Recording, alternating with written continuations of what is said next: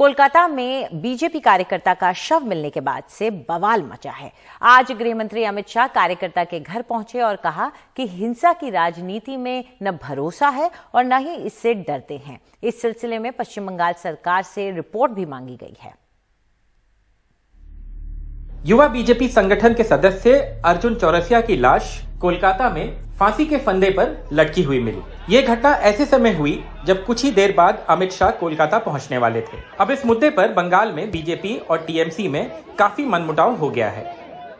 अमित शाह के दौरे के मौके पर चौरसिया शुक्रवार को ही एक बाइक रैली की अगुवाई करने वाले थे। गृह मंत्री कोलकाता पहुंचते ही चौरसिया के घर गए और बाद में तृणमूल पर सियासी हत्या कराने का आरोप लगाया।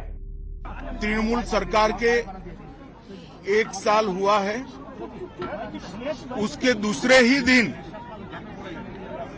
बंगाल में राजनीतिक हिंसा, राजनीतिक हत्या का परंपरा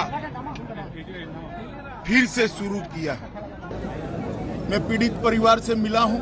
भारतीय जनता पार्टी के कार्यकर्ता अदालत के सामने गए हैं कि इसका वीडियोग्राफी के साथ पैनल पोस्टमार्टम हो और इसकी जांच सीबीआई को सौंपनी चाहिए।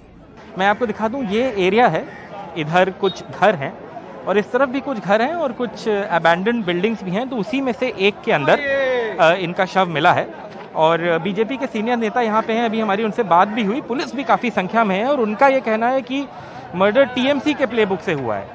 तृणमूल कांग्रेस का ये कहना है कि उनका कोई इन्वॉल्वमेंट नहीं है और बीजेपी प्रोपेगेंडा और एजेंडा कर रही है और पुलिस इन्वेस्टिगेट करेगी और देखेगी कि ये मर्डर क्यों हुआ और किन परिस्थितियों में हुआ है। लेकिन बीजेपी इसको एज अ पॉलिटिकल टूल भी यूज कर रही है क्योंकि उनका ये कहना है कि अमित शाह के आने से एकदम पहले हुआ है। जहां पर बीजेपी कार्यकर्ता का शव मिला वहां दिन भर बीजेपी और तृणमूल कार्यकर्ताओं के बीच नारेबाजी होती रही और बीच बीच में झड़पें भी हुई।